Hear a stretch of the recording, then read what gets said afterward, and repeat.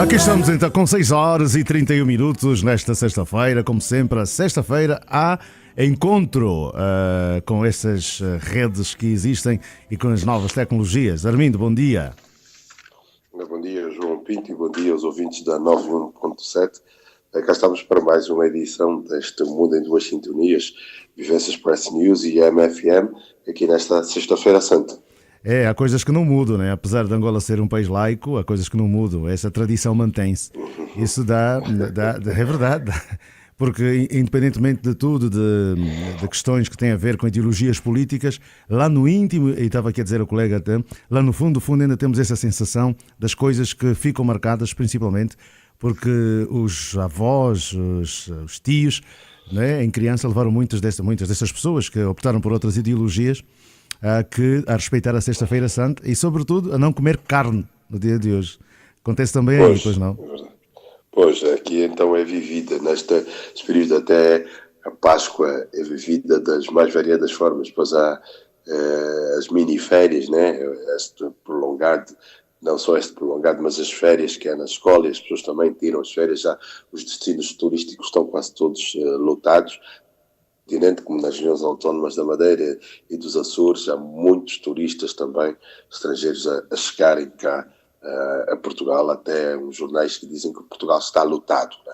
Está lotado, então é sempre aproveitado este período para virem turistas de vários sítios. Nós, com a crise económica e financeira, é que também fez, porque no passado, nesta altura, era frequente ver aqui muitos angolanos, aproveitavam, faziam a ponte e vinham para cá, na altura, né? Agora com a crise, a coisa complicou um bocado. Mas pronto, ainda assim não deixa de se ter essa sensação de que pode tudo melhorar, né? Porque a Páscoa é renovação, muito embora por cá este ano não houve assim tanta publicidade em redor dos ovos e dos chocolates e das amêndoas, já não se fala muito disso, mas pronto, cá estamos nós. Ok, nosso Mundo em Duas Sintonias, hoje queres começar com algo que aconteceu aqui na capital do país, no dia de ontem, tem a ver com o aniversário do sindicato e, sobretudo, um encontro para a reflexão em relação à independência do jornalista e a condição social.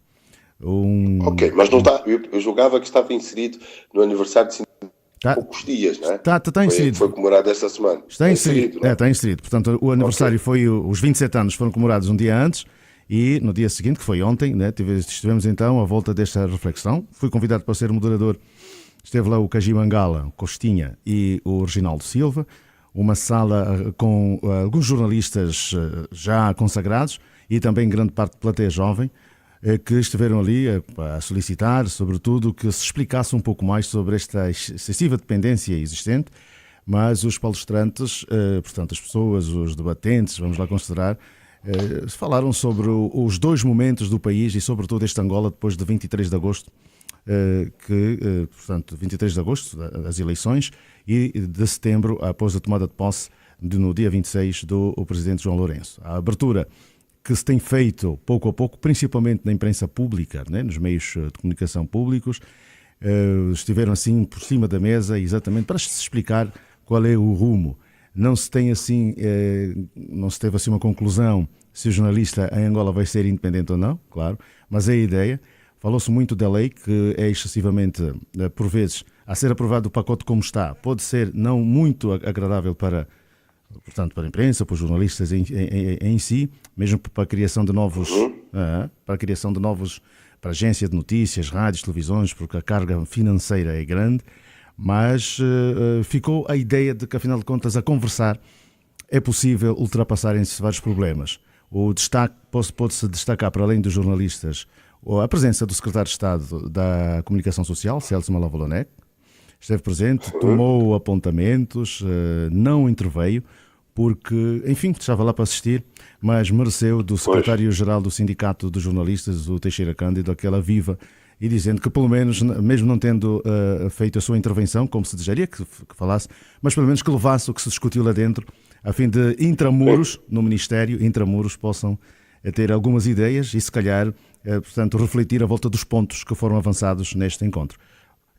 Foi interessante, Não sei se queres questionar alguma coisa.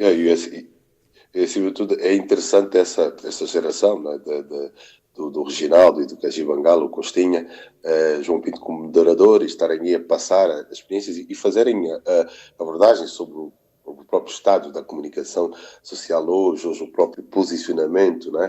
E a forma como muitas vezes o chamado quarto poder tem lidado com os outros poderes. Muitas vezes, alguns desses três poderes, o quarto poder está ligado, ou lida, melhor dizendo, tem muitas vezes receio que este poder tenha poder, de facto. Pois, e há aqui também só que realçar que é com esses pequenos passos, com esses pequenos passos que se vai fazer uma grande caminhada, né? Já foi positivo podermos encontrar algumas pessoas que estão ligadas, sobretudo, ao jornalismo há muitos anos. Foram poucas, mas, portanto, deu para perceber que, de facto, a gente que ainda está preocupada com o jornalismo como tal, não está preocupada com os epítetos que muitas vezes são atribuídas às pessoas, que se aparecer naquele local ou noutro está conotado com isso ou com aquilo. Mas pena mesmo é que de facto a grande imprensa pública que deveria ajudar no debate, as figuras que nós conhecemos que estão ligadas a essa imprensa, normalmente não aparecem, né? Não sei se com algum receio de serem vistas ao lado de outras pessoas, mas de facto essas pessoas, quem discutiu, os presentes, ficaram a saber que mais dia menos dia, com pequenos passos, a classe como tal vai poder ter uma palavra a dizer, né? A respeito, é mais ou menos esse o resumo que se pôde fazer da atividade, que durou 2 horas e meia, quase que não acabava porque as pessoas queriam perguntar, como sabes, né? Depois de estar a terminar, nesse encontro há timidez do início, mas depois as coisas começam a melhorar e vão aquecendo com o passar do tempo. Ok. João Pinto, e agora apanhando nesta, entramos no ponto 1.1, que é desta análise e joga através da imprensa. Aqui por causa do chamada questão que falávamos na quarta-feira, dos arguidos e deste caso da PGR, e que de certa forma entra também aqui a comunicação social, porque agora tem-se estado a falar em Angola muito da questão do segredo de justiça, nunca se falou tanto de segredo de justiça como agora, tem-se falado agora também da palavra arguido e o próprio papel da comunicação social. O que parece agora que foi noticiado aqui é que a PGR recua, né, naquilo que tinha apresentado, afinal assume um erro e que diz que passou para a comunicação, fez um anúncio para a comunicação social, sem então uma das pessoas ter sido notificada como arguido neste processo dos 50 mil milhões, né? Sim, como é que essa situação toda aconteceu? Acabou por dar o tiro no escuro e depois recuar. E parece que esta situação leva aqui a duas coisas. Né? Daquilo que esteve aqui a falar com algumas pessoas que têm muito interesse por Angola, aqui eles dizem, ou das duas uma, ou a justiça angolana vai resgatar o prestígio perdido há séculos, no caso a PGR, que o anterior juiz, o anterior responsável da PGR, muitas vezes as pessoas percebiam que havia uma inércia, os casos andavam aí, não se mexiam, ou vai cair definitivamente no descrédito com este tipo de ações. Primeiro, há aqui situações que se levantam, que são assim, João Pinto. Primeiro, no caso 50 milhões do BNA, aparece, é noticiado que o arguido é o antigo governador do banco. Quando afinal depois o arguido, que é anunciado mais tarde, na carta que faz, o antigo presidente do Fundo Soberano, diz que afinal já tinha sido notificado a 6 de março, que foi constituído o arguido nessa altura. E na altura em que foi notificado, não lhe disseram abertamente, a pessoa que esteve com ele, não lhe disse quais eram as medidas de coação e que ele ficou, as medidas de coação aplicadas, e que ele ficou a saber mais tarde, então, 2 ou 3 semanas depois, pela comunicação social. E a ideia é que depois há o outro caso de 50 mil milhões em que é noticiado para a comunicação social como arguido o chefe de Estado-Maior das Forças Armadas, quando afinal havia outras figuras, outros generais arguidos. E aqui que se levanta é, porque é que a PGR, no caso do BNA de 50 milhões, não disse na altura também dos 500 milhões, não disse na altura que Walter Filipe, quando noticiou que era arguido, e não noticiou também que José Filomeno dos Santos era também arguido nesta altura, porque ele diz na carta que a 6 de março tomou conhecimento. E depois, aqui no caso dos 50 mil milhões, parece-me que noticiam e havia uma intenção de não mencionar outros nomes, mas depois, fruto da pressão da própria comunicação social, das redes sociais, vem depois o responsável da PGR, nesse caso, a mencionar outros nomes. E isso começa a colocar isto numa situação, parece que também já a PGR começa a agir mediante certas pressões, grupos e até também a própria pressão, uma pressão mediática. Que vem também das próprias redes sociais, João Pinto. Pois, Esta é a ideia que está a passar aqui. Não, olha, e com algumas pessoas também conversava-se o facto de dizer que houve um erro na questão concreta do general, o chefe de Estado-Maior-General das Forças Armadas Angolanas, dizer-se que houve um erro e, portanto, errar é humano, etc, etc. Eu estava a dizer que há um nível que o erro é dispensável e as pessoas têm que arcar com o erro e, enfim, portanto, poderem ser responsabilizadas. Porque aquele nível, para uma pessoa que já foi inclusive procurador militar,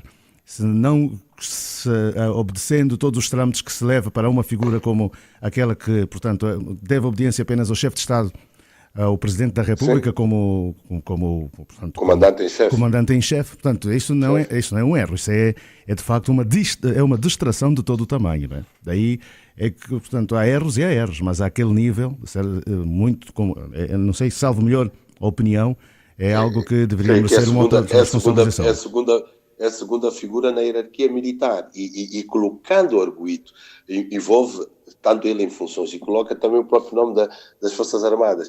E depois, com esta situação toda, que se fala do próprio segredo de justiça e que as coisas são, porque parece que há uma intenção de passar esta pressão para a comunicação social, porque é anunciada a comunicação social como é arguido, o homem não é notificado, dá uma ideia e depois a própria sociedade começa a ter estou a ver que entre nós o princípio da presunção de inocência, que todo indivíduo é inocente até prova em contrário, está a ser substituído pelo princípio da presunção de culpabilidade, quer dizer, são todos culpados até provarem o contrário. E esta estratégia, João Pinto, das coisas pararem para a comunicação social, que antes das pessoas serem julgadas no tribunal, são julgadas pelas redes sociais, são julgadas pela comunicação social, é uma estratégia que tem algum tempo e não é só nossa.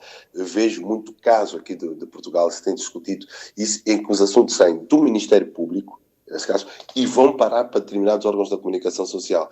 Vou dar um exemplo e para ti, para os ouvintes, vejam a Operação FIS, que determinada comunicação social passou a chamar processo Manuel Vicente, quando o nosso ex-vice-presidente nem foi arguido neste processo, quando a principal figura era um antigo procurador e depois havia um advogado e outro empresário que eram os arguidos. Mas houve a passagem deste para a comunicação social. Houve um julgamento da figura aqui em determinados órgãos da comunicação social portuguesa que foram tirando, isto provocou esta crise política e diplomática. Hoje, o que é que acontece? Eles tentaram vender verde para colher, plantar verde para colher maduro, e hoje já nem se fala da situação. Está tudo assim.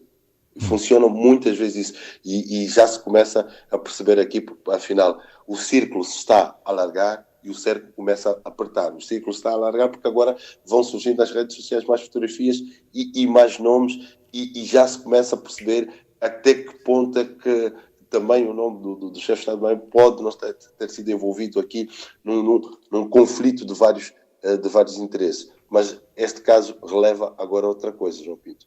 É a ingenuidade que os nossos governantes, que os nossos políticos, que até chefias militares da polícia têm. Como é que é possível? Têm quando se trata de fazer negócios com estrangeiros. Porque eles desconfiam muito do nacional e quando vem o estrangeiro, basta pôr um fato e gravata, se vem do Ocidente, falar bem português ou inglês ou francês, com qualquer lábia, vem da Ásia, e qualquer coisa, e eles chegam. Como é que foi possível aqueles indivíduos terem chegado aqui com aquela lábia, terem sido colocados em hotéis, ficaram cá um bom tempo, terem conseguido levar essas pessoas a sentarem, a assinar documentos, e quando são pessoas que até têm facilmente acesso, podiam muito bem levantar a ficha dessas pessoas. Então, há qualquer coisa também que a nosso nível falhou, a nível da segurança e da própria inteligência interna, nesse caso. É verdade, e hoje a capa do jornal O País vem com um título que tem a ver que parte das pessoas que estavam envolvidas neste esquema queriam branquear, né? Queriam apoderar-se de parte dos 50 mil milhões. Portanto, se calhar o jornal já está com um passo à frente em relação ao que se passa de concreto nestes Eu sistemas. sugiro, o Já Jornal do terá... País diz, eu até anotei aqui na capa, o Jornal do País diz que altos dirigentes pretendiam branquear parte dos 50 mil milhões de dólares, um grupo constituído por altos funcionários das Forças Armadas angolanas, da Polícia Nacional e de outras instituições de executivo pretendiam branquear. Quer dizer, vê onde é que se coloca o patriotismo e o interesse nacional, porque essas pessoas tentavam lesar o Estado. São pessoas que alegadamente tentavam lesar o Estado. E pessoas que alegadamente estão no serviço e a defesa do Estado, mas percebe-se aí que viam tailandeses, que queriam também levar o que é nosso, e essas pessoas, além desse negócio, os tailandeses queriam, de certa forma, prejudicar o Estado. É complicado. É refletir. E isso faz outra coisa. Pois. É que esses casos depois, meu caro amigo João Pinto, é que esses casos parece um bocado na Roma Antiga. Os imperadores romanos faziam muito disso. Nada como um caso atrás do outro. É que esses casos nos fazem esquecer outras situações. Por exemplo, já ninguém fala dos 500 quilos de cocaína que foram apreendidos. Hoje estão todos a olhar para esses casos de BNA, por 50 mil milhões, e já se esquecem dessas situações. Por exemplo, ninguém hoje volta a perguntar ao Ministro do Interior, então aquela operação que foi feita no Martes, quais foram os valores que foram apreendidos, tanto em kwanzas, tanto em dólares, tanto em euros, que até agora o Ministério do Interior não disse. Fez aquela operação, até agora não sabe como é que está, se foi a operação, sabe, mas não veio dizer qual foi o valor apreendido.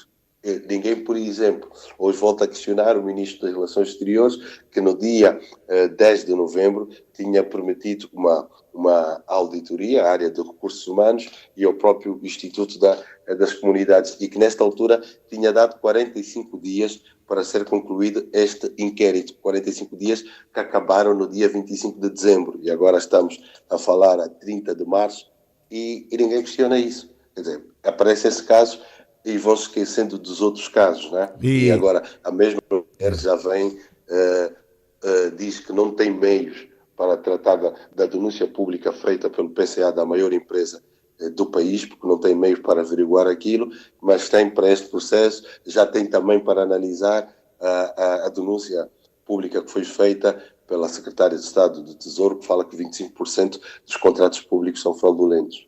2 pesos e 2 medidas para a nossa justiça. É isso, e portanto isso agora é aguardar, porque também já ninguém fala que há crise, que não há salários, que os preços estão a subir, quer dizer, isso há essa, não é o que tu dizes, criar factos para que as pessoas se esqueçam de algumas situações, mas estamos atentos. Sim. Olha, quem está atento também, agora essa questão que tem muito a ver com a expulsão de diplomatas depois daquele celeuma todo a nível da Europa. A cutilância em tudo isso tem mesmo a ver com os Estados Unidos, né? Os Estados Unidos e a Rússia, o entendimento é mesmo continuar a criar factos e a fazer notícia por causa dos 60, enquanto outros foram para os 20 e tal, a Rússia, os Estados Unidos expulsaram e agora a Rússia quer responder a mesma moeda. João Pinto, a diplomacia tem uma coisa que eles chamam assimetria, né? Assimetria que é, os ingleses expulsaram 23 diplomatas russos, os russos expulsaram também o mesmo número. Os norte-americanos fizeram a expulsão de 48, que estavam nas várias, na missão diplomática dos Estados Unidos e outros consulados, e mais 12 das Nações Unidas, fez um total de 60. Os russos, na simetria, foram além da simetria. Porquê que os americanos querem responder a esta expulsão de diplomatas? O porta-voz da Branca já falou disso. Porquê? Porque foi mais além, eles consideram que foi mais além, porque além da expulsão dos 60, os americanos fecharam o consulado russo em Seattle. Em Seattle tem uma base naval e perto, e é também em Seattle onde são construídos os Boeings. Eles fecharam aquilo. Mas os russos fecharam o consulado, além dos 60, fecharam o consulado americano em São Petersburgo. E o que é que acontece? São Petersburgo é a segunda maior cidade da Rússia. E os americanos vão responder porque entendem que não foi proporcional. Seattle não é a segunda maior cidade norte-americana. Então, comparando com Petersburgo, eles dizem que eles foram um bocado mais além. E daí desta coisa deles estarem a tentar responder e a fazer várias situações. Mas há aqui também algo interessante. E para isso que leva a muitos setores por causa da resposta de Portugal. Embora o ministro dos Negócios Estrangeiros do Reino Unido já tenha dito, olhando para a medida que Portugal escreveu, que Portugal tomou, porque esta expulsão de diplomatas é uma das sanções mais graves que há na diplomacia. Uma coisa foi uma posição intermédia que Portugal tomou de chamar o seu embaixador na Rússia, o embaixador em Moscovo chega e o ministro conversa com ele, vai ouvindo qual é a posição dele, qual é a apreciação, porque ele é que está no terreno. Outra coisa é esta medida que é a expulsão de diplomatas, que é uma das sanções mais graves na diplomacia, que só é superada, por exemplo, com um corte de relações, né? Acho que não há neste caso. Mas aqui em Portugal dizem que há várias situações que Portugal que fazem com que o governo português tenha tomado essa posição em relação à Rússia, uma medida. Portugal fala de razões estratégicas e de interesses nacionais, mas dizem que, por exemplo, Portugal tem uma questão de uma dívida com a Rússia por causa de António Guterres nas Nações Unidas. Quando Portugal lançou a candidatura de António Guterres a secretário geral das Nações Unidas, havia um grande obstáculo, que era a Rússia de Putin. Pela normal rotação na ONU, o secretário-geral devia ser europeu, mas do leste. E a Rússia, como qualquer um dos 5 membros permanentes do Conselho de Segurança, tinha uma palavra decisiva neste caso. E foi adiando a decisão até que ela fosse tomada da sua presidência no Conselho de Segurança, para que ficasse claro que a palavra russa era decisiva. Então a diplomacia portuguesa começou nesta altura uma certa sedução a Moscovo, que era a mais difícil das aproximações. E em setembro de 2016, quando houve uma comitiva que incluía o Presidente da República Portuguesa, Marcelo Rebelo de Sousa, o ex-presidente Jorge Sampaio e o Primeiro-Ministro António Costa, os portugueses aproveitaram uma sessão da Assembleia Geral das Nações Unidas para colocar em curso uma operação de desarmes russos. Guterres deu uma entrevista à agência russa Sputnik e o ministro das Relações Exteriores dos Negócios Estrangeiros de Portugal teve um encontro com o seu homólogo russo, Sergei Lavrov. E não sabe o que é que ofereceu troca, mas é que o facto que semanas depois, a 5 de outubro, o presidente do Conselho de Segurança da ONU, o embaixador russo junto das Nações Unidas, Vitaly Churkin, anunciava que havia um claro favorito, que era António Guterres. E no dia seguinte, António Guterres seria aclamado como novo secretário da ONU. Esta tem sido uma das razões. E a outra também é que Portugal quer colocar António Vitorino, a candidatura de António Vitorino, a diretor-geral da Organização Internacional das Migrações, e conta com o apoio da Rússia. Outra situação é interna, é a geringonça. Hoje o governo PS, uma geringonça, que é um governo do qual fazem parte 2 partidos também da esquerda, o PCP, e que se sabe qual é a posição do PCP em relação à Rússia, e o Bloco de Esquerda, que estes são partidos que não gostam da Europa, não gostam da NATO, não gostam dos Estados Unidos, têm uma visão muito crítica. Então o próprio governo sente-se também pressionado a ter uma posição muito mais moderada para não ter, entra dentro do interesse nacional, ou mesmo se calhar também da própria estratégia que eles têm, embora vão avançando outras situações. Mas esses acabam, tem dito de vários pontos que têm estado a falar, esses acabam por ser aqui, além de outras questões económicas e de vistos gold que eles falam, há, por exemplo, aqui uma secretária de Estado que falava da curta representação diplomática em Moscovo, dizendo que a secretária de Estado dos Assuntos Europeus aqui em Portugal, que diz que Portugal tem apenas 3 diplomatas em Moscovo, e se expulsamos os diplomatas, ficamos lá sem ninguém. Esta é uma das razões menos fortes em comparação a essas 2 que avancei aqui. É isso. Portanto, são as questões da política internacional que também têm merecido análise aqui na MFM, concretamente ao domingo. Bem, agora vamos voltar aqui à terra. Ontem estava com o Wilson da noite e ele a preparar a saída, devem estar a sair agora para o Kwanza Norte, portanto os zungueiros solidários, portanto para levar donativos, né? Para